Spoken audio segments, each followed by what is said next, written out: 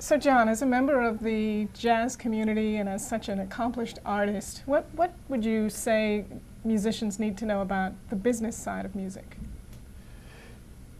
That is a healthy list. It's not an overwhelming list, but it includes things like, obviously, as artists, we're working on our art. We're trying to figure out how to play our instruments, learn the repertoire, et cetera. We're doing all that stuff.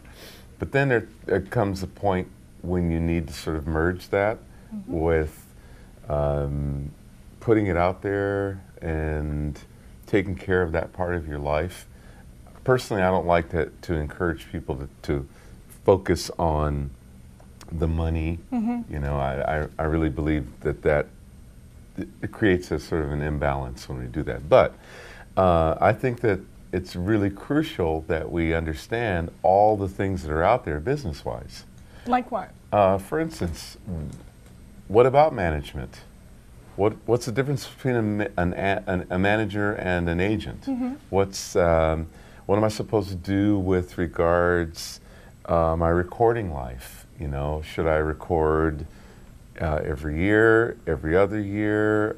Should I have a label that I record through? Should I do my own label? Should I do Kickstarter? Should I do artist share? You're just mentioning a little bit of social media. What do you think jazz artists need to know about promotion?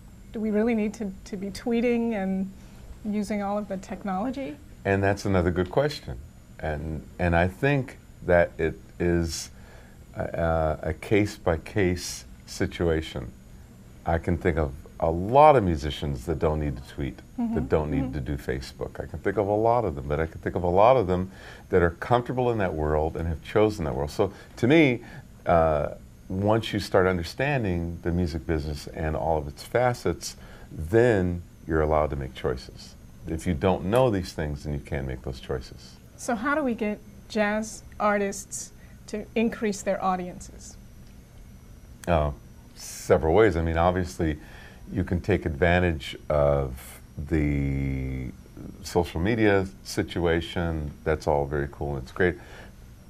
But again, I go back to the importance of balance, because I find that when musicians don't understand the importance of balance, they focus too much on one thing. They might focus too much on getting all the social media together and getting the EPK kits, electronic press kits, together and all these other things.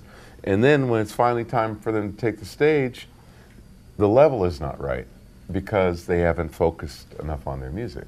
So those are important things, but I really do think that whole business part is an important piece that we all need to know about. So it's a balance between the making of art and the promotion and advancement of the art from the business standpoint. Exactly. Which I guess is one of the things that we've been talking about at Gen as board members, this whole new focus for us to be at the heart of the business side of the music industry and to really help promote artists and give them opportunities to think about the business, the money, the artist, the promotion. Do I need a manager? Do I need an agent? Do I need an attorney?